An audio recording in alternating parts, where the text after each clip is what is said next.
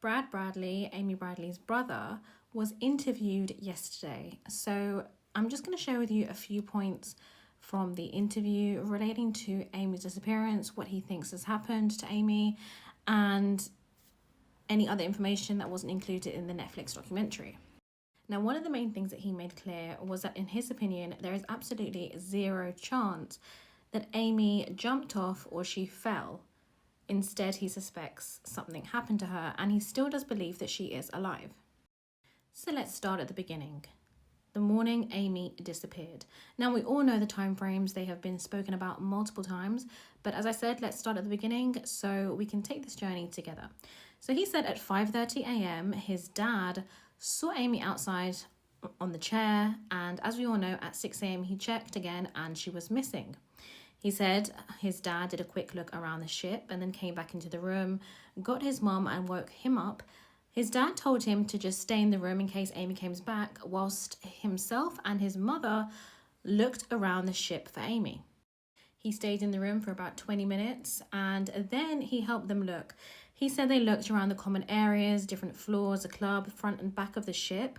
And it was at this moment around about that Yellow, Alistair Douglas, said that he was sorry to hear about Amy. The correct words were that he was sorry to hear about your sister. Brad said that no announcements had been made on the ship.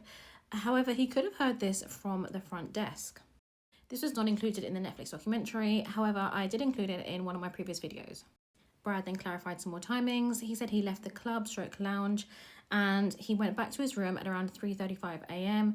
Amy came upstairs about 5 minutes after. They talked outside for 15 minutes and then he was tired and decided to go to bed. Now, when he first got on the boat, they were on the 8th floor, and he said he looked from the balcony straight down into the ocean. Amy wouldn't look down, and that's why he is not believing any of these reports that she could have possibly climbed over the railing. He also said the staff of the ship cleaned the room before an investigation could be done. But if Amy was sick, she would have been sick in the bathroom and not over the railing. Now let's talk about the theory of Amy jumping. Now I'm seeing a lot of you commenting in my comment section regarding Amy saying that she jumped. Well, Brad is saying that this simply is not true because Amy is scared of what's in the ocean. When they went to Aruba, she was on her dad's back and she was even apprehensive about coming on this trip. Brad also said she wouldn't have jumped because she just graduated college, she had a job, was about to start a new job, a new apartment. She also had a new bulldog puppy. She was writing postcards to send to friends.